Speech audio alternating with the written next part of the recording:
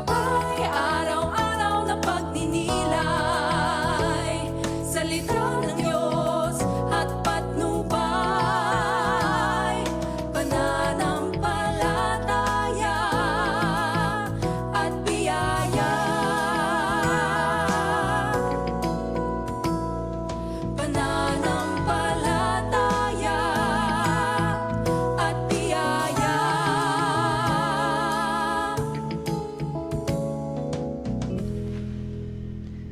And we are live. Thank you, Lord, for we are alive. Welcome po sa ating programang Gabay sa Biblia sa Radyo.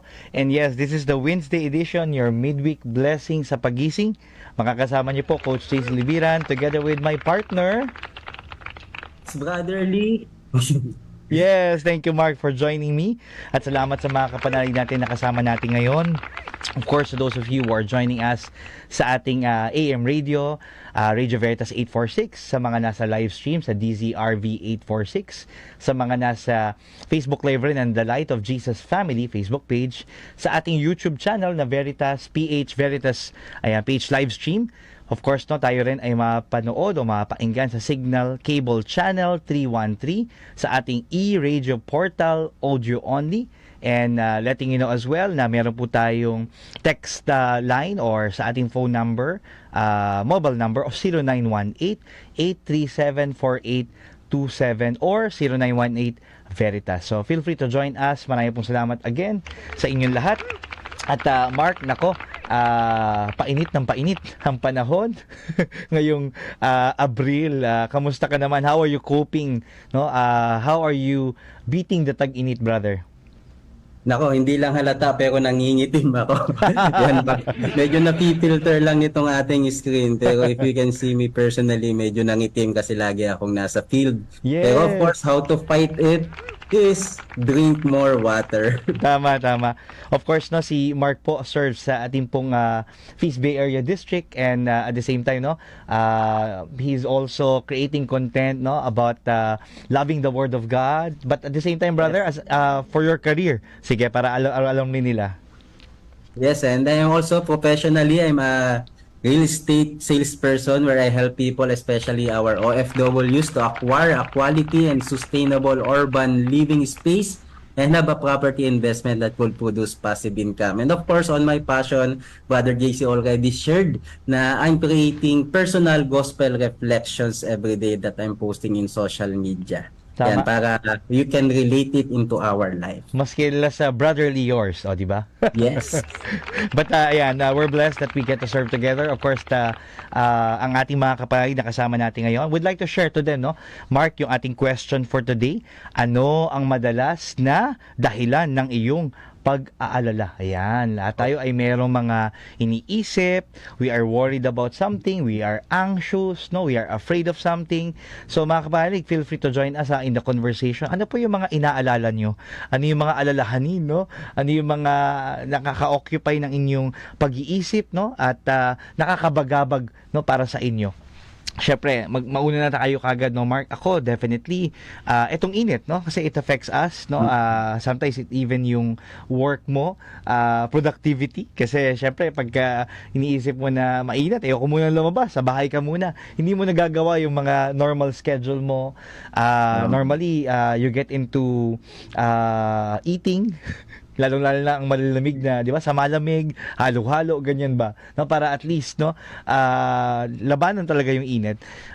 Of course, no, yung pag-aalala, hindi lang naman doon sa environment natin, pero para sa akin, no, yung mga iniisip, syempre, andyan ang mga bayarin, nandyan ang, di ba, si Juna, no? Juna tsaka si Judith, di ba? Si Judith. Kaya marami tayong mga iniisip pagdating sa paghahanap buhay natin, parang kulang pa rin. Syempre, nandyan din yung kalusugan, no, in the area of health, no. So ako, yan yung mga top of the mind na iniisip ko. Of course, it also includes, no, yung trabaho natin, the ministry that we're doing, how we can better serve people, no, amidst etong ang ating mga nararanasan ngayon. How about you, brother? Ano yung mga inaalala mo o dahilan ng inaalala mo? Sa akin naman, similar nung mga sinabi mo, pero unang-una dyan yung kawalan ng yung pinakang-dahilan is kawalan ng kakayahan dun sa mga bagay or sitwasyon na hindi natin control. Yan, katulad ng ating kalusugan, pagkakasakit, yung weather, yan, wala sa ating control yan. Sa paano yung trabaho natin, kinabukasan, kung meron ba tayong client na makakausap bukas, or ayan nga, yung mga bayarin, kasya ba yung budget natin dyan sa mga yan. So, ayan, kawalan ng tiwala, hindi lamang tiwala sa sarili, yan, yung ating limiting belief. And of course, minsan nakalimot tayo sa Panginoon. Yes, definitely. Itong ating mga alalahanin, yan po ay valid, ha? Hindi natin sinasabi na masama o mali. Pero wag lang masyadong bumabad, wag lang tayo masyadong tumambay. Patuloy tayong bumalik pa rin, no, sa katapatan ng Diyos, no? Magtiwala tayo sa Kanya. Kaagaling-galing lang natin sa Divine Mercy, no?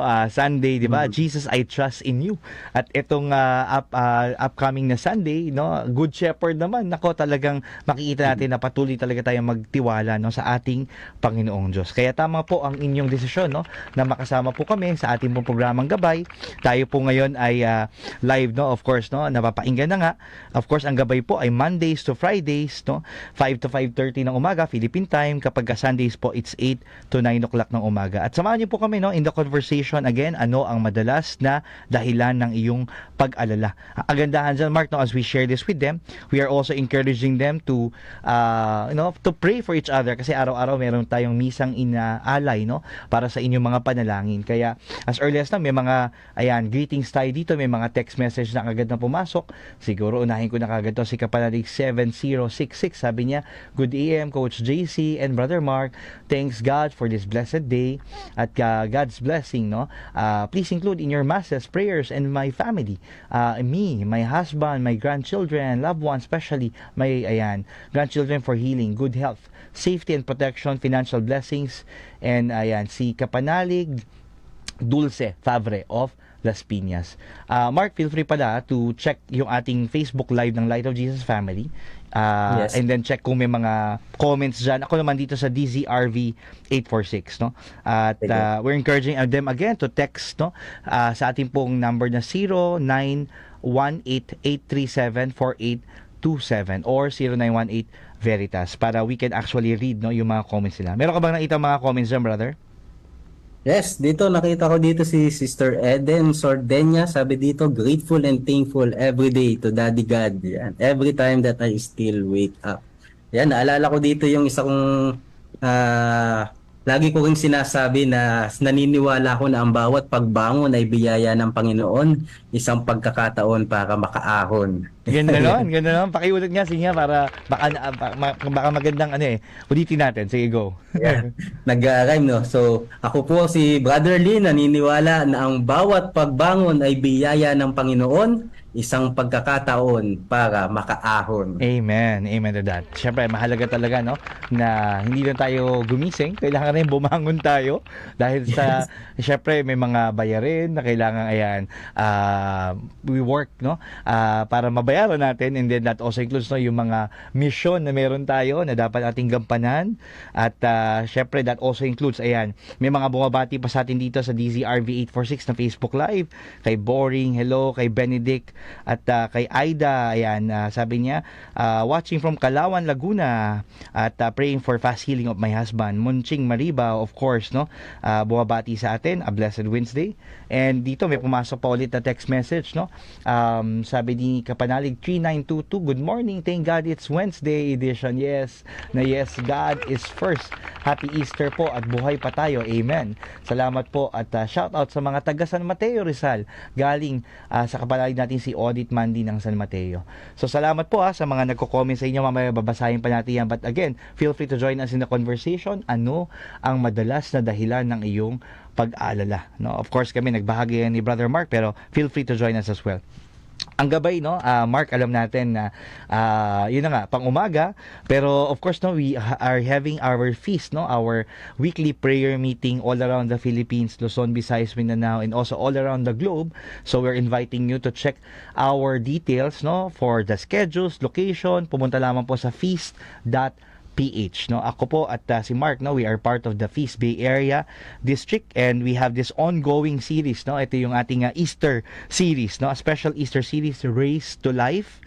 Tayo po ay may schedule na every Sunday sa PICC Plenary Hall. Libre po yan, walang bayad. We have 2 sessions, 10 a.m. ng umaga, at meron po tayong 1:30 p.m. session, no? I serve in the 1:30 p.m. session with Brother Alvin Barcelona and Brother Tony Valenzuela.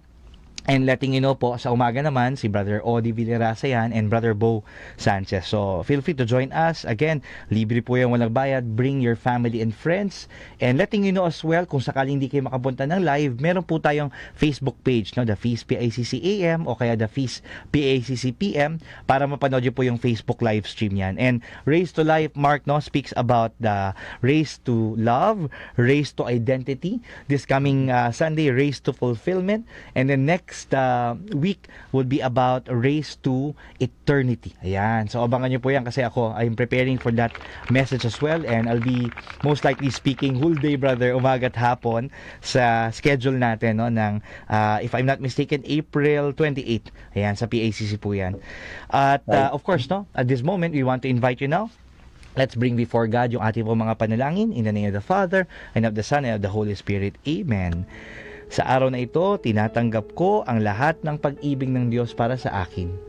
Sa araw na ito, ako ay nagbubukas sa hindi masukat, walang hanggan, at nag-uumapaw na kasaganahan ng Diyos sa buong sanlilikha.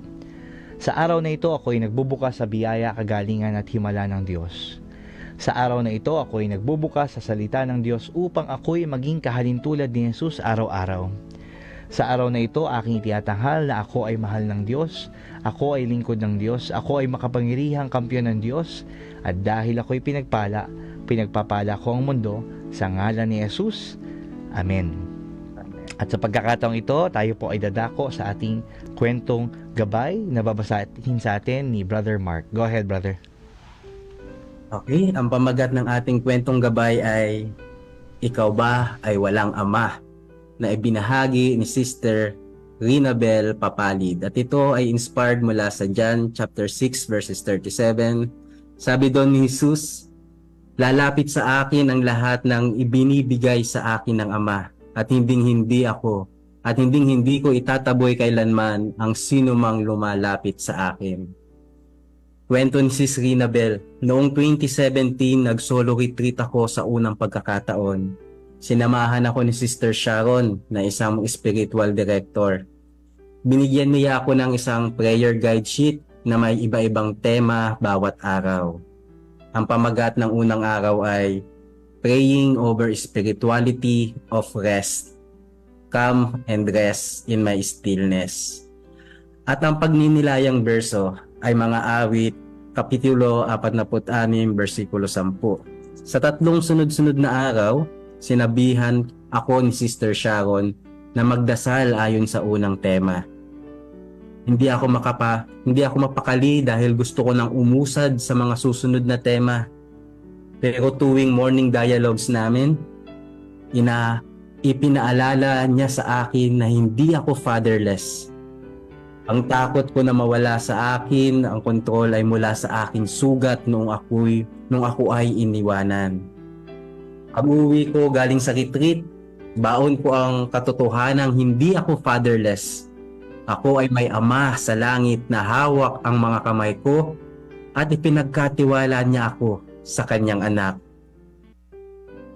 Ay laking ginhawa nito, pahinga para sa aking kapaguran, gamot para sa aking sumasakit na kaluluwa. Pagnilayan naman natin, ano ang madalas na dahilan ng iyong pag-aalala? Ibinigay mo na ba ito sa iyong Ama sa langit?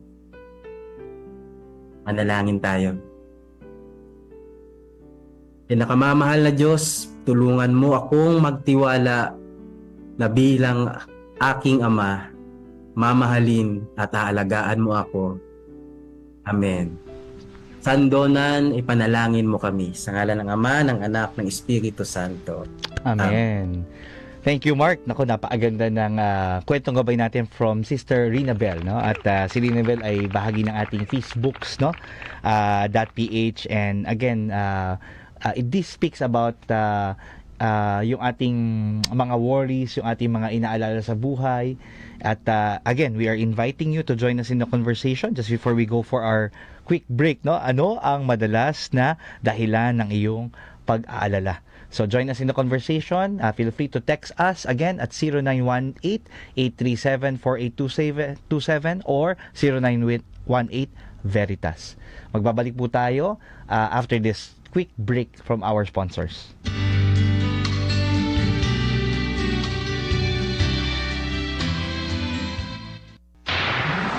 Ako ang inyong kapanalig Joey Colliantes. Abangan ang Tagumpay sa Kalusugan Radio Program, mapapakinggan tuwing Lunes, Miyerkules at Biyernes, alas 5 hanggang alas 5:30 ng hapon. Tagumpay sa Kalusugan sa kanyang bagong time slot tuwing Lunes, Miyerkules at Biyernes, alas 5 hanggang alas 5:30 ng hapon. Makinig.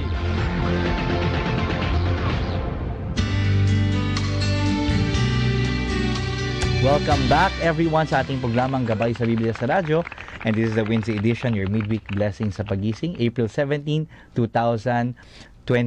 At 5:16 po ng umaga.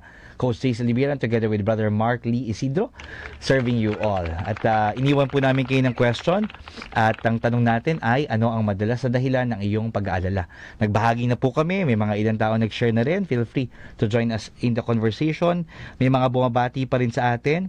At ito, si Sister Weng Sevilla Serrano, ang best half, no, ni Brother Randall ng Tuesday edition ay nanonood. Hello Sis Weng. We have Maria Diza. Good morning po sa lahat. At alam mo, Mark, galing ako sa isang week nitong kagabi lang, no?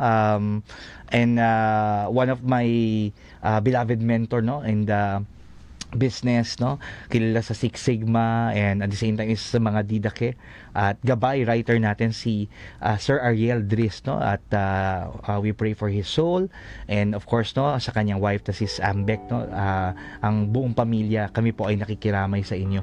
At syempre doon sa mga meetup niya, no, na-meet ko rin si Brother Omek Roderos, ang isa sa mga ninong ko sa kasal, kami dalawa ni Milen, at nakikinig rin siya, no, sa ating pong programa. At sinabi niya sa akin, JC, nakikinig ako ng programa mo, no, 5 to 5:30. So Sir Omek, no, Ninong Omek, kung nandyan po kayo, maraming salamat. And again, we continue to pray sa mga ayan na nasalanta, naapektuhan, namatayan, itong mga prayer request na pumapasok. Mark, baka mayroong mga pagbati, may mga ayan gusto kang i-shout out dyan. Yes, dito may nag-share dito na sagot dito sa ating katanungan si Cheche. Yan, what makes me worry are uncertainties of life. And ayan, at bumabati rin makaramihan dito si Sister Effie Tiambao Medialda, na sabi niya, good God's morning to all, praying for safe travels for me and my daughter MJ. Yan, safe travel po sa inyo. Of course, good morning gabay, thank you Lord. Sabi naman ni Sister Lina Casil Aurie. Or yan. Yes. Dito, Mark, si Andre ay bumati rin, no? Every blessing is a grace. Amen. Thank you po for all of you sending your likes, yung inyo po mga heart reacts, yung mga nagpapadala ng stars. Thank you for joining us. And again, tagging your friends, sharing this Facebook Live. We continue to pray for each other, no? Napakahalaga niya. Dito may mga text message na pumasok rin mula kay Kapanalig 3914. Sabi niya, good AM. Thank God, no, for the gift of life. Family, pakipag-pray naman po sa Mass at Complete Healing. Kapanalig Felix Sarmiento, is this Guagua or Guagua? Baka Guagua ito. Ito naman si Kapanalig 7751. Good morning brothers. Whenever I worry about what tomorrow would bring to my family, my work, and my family relationship with God, I lift it all up in prayers with faith, hope, and love, and that everything be done according to His will, always. Nako, salamat sa iyo, Kapanalig Nelson Immaculata Jr., no? Ang ganda ng pagbabahagi kanina, binanggit ni Cheche, yung uncertainties. Ito naman, no? Hindi mo alam kung gigising ka pa o bukas. Of course, we are reminded na kung ang mga ibon nga, di ba, in the Gospels ay nakakain, kumbaga sila ay nabubuhay, at sila ay nilook after ng ating Panginoong Diyos Ama, edi how much more tayo? Kaya, sabi nga ng isang kilalang pelikula, no? Mark, 'di ba, yung Hakuna Matata, no? 'Di ba? It means no worries. At kaya mo nga sabihin it means no worries hindi dahil sa kaya ko na 'to, no? Wala akong kailangan tulong na kailangan from other people or hindi ko kailangan ng tulong mo, Lord. Hindi. Pag sabi mong it means no worries, alam mo na ang Panginoon Diyos has been faithful to you yesterday, today, and tomorrow, no? At makakapagtiwala ka sa Kanya at ikaw ay makakapagpatuloy, no, sa iyong buhay. Sa gospel natin today, no, we are also reminded, Mark, pagdating dito sa may mga tinatawag tayong spiritual hunger, no? May mga gutom tayo. Ayan, kung talagang gutom po kayo, edi kumain. Pero meron ring mga gutom na hindi siya basta-basta na pag kumain ka ng pagkain mawawala, no? Merong uhaw na kahit sobrang init, kahit uminom ka ng kahit ano pang samalamig diyan, kahit ano pang drinks yan, hindi talaga makikwench, no? Kaya we're even reminded of that Samaritan woman, di ba? Na at the well, and doon sinasabi nga na hanap siya ng hanap, no? Iba-ibang relasyon, pero ang living water lang pala ay makukuha niya, no, sa ating Panginoon Diyos. And we're also reminded, ayan, in the gospel today, particularly in John chapter 6 verse 35, di ba? Ang sinabi ng Panginoon, I am the bread of life. Whoever comes to me will never hunger, and whoever believes in me will never thirst. Mark, baka meron kang mga additional reflection or insight dyan. Go ahead. Naku, ang dami. Dito pala sa gospel reading natin, ito yung pinakang climax ng ating Bread of Life discourse. And dito nga, maraming skeptics na nakikinig kay Jesus Christ at sinasabi niya, ang dami ko nang pinakita sa inyo pero hindi pa rin kayo naniniwala. Kasi yun yung, yung void sa ating puso or sa ating soul. Pero yung promise ni Jesus Christ dun sa kanya mga tagapakinig, na ang will ni God kung bakit siya sinend dito is for the forgiveness, the redemption, and the everlasting life. Take away ko dito yung verse 40, sabi dito ni Jesus Christ, a promise to us that the will of the Father is for everyone who looks on the Son and believes in Him should have eternal life, and I will rise Him up on the last day. So ang ganda nun. Kung hindi tayo nag-worry, just looking to Jesus, there will be no worries. He will always raise up. Yes, Laging yes. siyang ibabangon. Di ba we're reminded to let's fix our eyes on Jesus? Kaya nga, Yes. di ba, we are reminded as well, no, na in our first reading, no, this speaks about also Saul, di ba? Si Saul na persecutor ng Christians at talagang galit siya sa mga Kristiyano, pero unti-unti nakita natin yung journey niya, no, the path to conversion. Kaya nga actually right now, no, I'm holding companion natin, and at the same time yung Sabbath, no, reflections ng mga kaparian natin. And here, no, one of the part ng prayer, it says here, I was once lost but now I am found, was blind but now I see. And I believe lahat po tayo ay tinatawag sa patuloy na pagbabago. Sabi nga, we are a work in progress, no? Kung yung mga kalsada natin, no, Mark, may mga, di ba, under construction, or makita natin yung mga building na tinatayo, laging merong in progress, no, work in progress. Ganun rin po tayo. At tayo ay magkakaroon ng pagbabago, tayo ay patuloy na will become better, no? Of course, by the grace of God. Kaya, alam natin na hindi naman lahat talaga perfecto sa ating buhay. Meron pa rin mga aspeto ng buhay natin, no, that the Lord is still working on. And just like Saul, no, tayo ay may pag-asa, no. Si Saul nga na talagang tinugis, no, pinagpapatay ang mga Kristiyano, pero binago ng Panginoon Diyos, no. Bulag siya dati pero ngayon nakakita na siya. Kaya mahalaga rin, no, we're reminded of etong Easter stories nga natin, katulad ni Mary Magdalene, no, nakakita rin siya na buhay ang Panginoon Diyos, no. Yung two disciples, no, on the road to Emmaus, no, nakita rin nila ang Panginoon kasi nakayuko nga sila, hindi nila nakikita ang Panginoon. So I believe lahat po tayo at some point, no, ay yes, yung worries natin, yung mga pinoproblema natin, it somehow it becomes a blinder, parang nagiging takip siya sa ating mga mata, at nakakalimutan natin yung biyaya, no, sa paligid natin, sa buhay natin. Nakakalimutan natin yung pagpapala at kung paano gumagalaw ang Panginoon Diyos, no. Ikaw ba, Mark, meron bang ganyan mga pagkakataon na at some point, no, hindi mo makita, Lord, ano bang plano mo sa buhay ko? Sige nga, brother, baka meron ganyan. Ayan, kasama rin niya sa gospel reading ngayon yung pagsunod sa will. Kasi nga, it's out of our control eh. Yung limiting beliefs natin na kaya ko ba to? Lord, talagang ito ba talaga yung mission mo sa akin? Pero yun, being obedience. One example na lang, akala ko hindi na ako makakabenta, pa-end na yung contract ko. Tapos biglang, ayun, biglang may benta. Yes, and I'm sure, brother, no, it's also, kumbaga yung pagpapala ng Panginoon Diyos, gumagalaw rin kapag gumagalaw tayo. Pero kapag Tama. tayo ay Yeah. naghihintay na lang, Lord, ikaw nang bahala, no? Kailangan di ba, mayroon ka ring effort na ginagawa, no? Definitely, the mere fact that we're alive, no, we're given the opportunity really to pursue, no, yung ating mga mission, yung ating pong mga trabaho, hanap buhay, negosyo, and whatever that we do, it's actually adding value to others, no, we're serving people.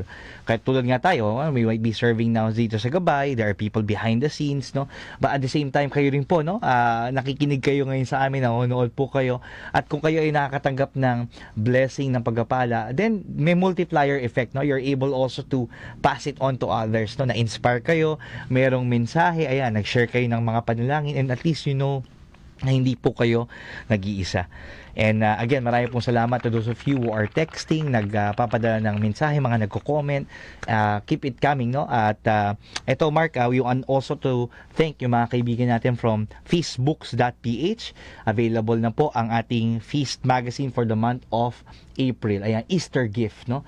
The courage to live a new life in Jesus. And of course, nandiyan pa rin yung ating mga iba't ibang books, no, sa website natin, ang ating mga prayer devotionals na Didake, Gabay, Sabat, no, at Companion. And of course, no, ang bagong libro ni Brother Bo, ni Sister Maru na Better Lovers. Pumunta lamang po sa feastbooks.ph. And again, this is also available in Shopee at Lazada. Kaya pwedeng mag-add to cart na at add to heart pa. Tayo rin, Mark, nagpapasalamat tayo sa ating mga kapanalig. Hindi lang dahil nakikinig kayo, nanonood, sumusubaybay, but at the same time, you're continuously supporting us, no, praying with us, sharing your time, your talent, and treasure. Kaya salamat po sa mga patuloy na sumusuporta sa biyaya sa radyo. At tulungan niyo po kami, no, to raise funds para sa ating po mga Mercy Ministries from womb to tomb. Pwede niyo pong bistahin din ang feastmercyministries.com as you take a look, no, doon sa iba't ibang mga ministries na maaring tinatawag kayo ng Panginoon Diyos to share your time, talent, and treasure. So let's continue the cycle of generosity. Let's invest in a mission impacting lives. At para po sa paraan ng pagtulong, bumisita po sa www.biyayasaradio.com. Pwede po kayo magbigay ng one-time giving o kaya ng regular giving. Muli, pumunta po sa www.biyayasaradio.com. Marami pong salamat sa inyong suporta sa ating programa, at the same time, may you continue to partner with us, no, as we continue to make a difference in the lives of many people. Kaya thank you for the love, at ang aming pong panalangin ay i-bless kayo ni Lord ng siksik, liglig at umaapaw. Ayan, Mark, baka may mga pumasok pang text messages before we wrap up. Sige, or meron pang mga comment dyan. Dito, nagpapapray Yes. rin si Maria Diza. Thank you po. Ayan, sige, just keep it coming. And again, thank you for tagging your friends and sharing this Facebook Live. Meron ba, brother? Ito, si Isador, sabi niya dito, daily needs and financial obligations, I always worried about it. And si Sister Sol Saura, I keep on praying for our children, pamangkins, and grandchildren, the youth, for guidance and direction towards the right path in the midst of technology advancement and this changing world. Ayan. Amen. And of course, personally, I want to shout out sa mga taga New Intramuros Village dyan sa Olbalaga, Ayan. Quezon City, for their generosity and hospitality. Amen to that. Marami pong salamat muli, no? At we are about to wrap up, Mark. Again, it's been a blessing serving you all. I-download nyo po ang ating all-new Feast app, at ito ay available sa iOS, sa mga Android devices, sa Google Play, sa App Store po nila. Read the Bible, daily devotions, and weekly Feast Talk series, and many more. Feed your faith. Download the all-new Feast app. Manalangin po tayo in the name of the Father, the Son, the Holy Spirit. Amen. Panginoon, maraming po salamat sa pagkakataon, no, na binigay niyo po sa amin ni Mark para makapaglingkod, and we're reminded, no, to continue to trust in you, to put our faith, hope, and love in you, because you have been faithful in our lives. At itiyataas po namin lahat ng mga prayer requests ng aming mga kapanalig. Muli, Panginoon, we declare another Wednesday. Amen. In the name of the Father, the Son, the Holy Spirit. Amen. Mark, maraming salamat for serving with me. High five sa iyo, brother. Salamat po sa mga nakinig at sa mga nagtag ng friends and share ng Facebook Live. Muli, He has been Coach J. Silibiran with Brother Mark Lee Isidro na nagsasabing si Jesus ang ating gabay habang buhay, sumainyo ang katotohanan. God bless everyone. A blessed Wednesday. Gabay araw-araw na pagninilay, salita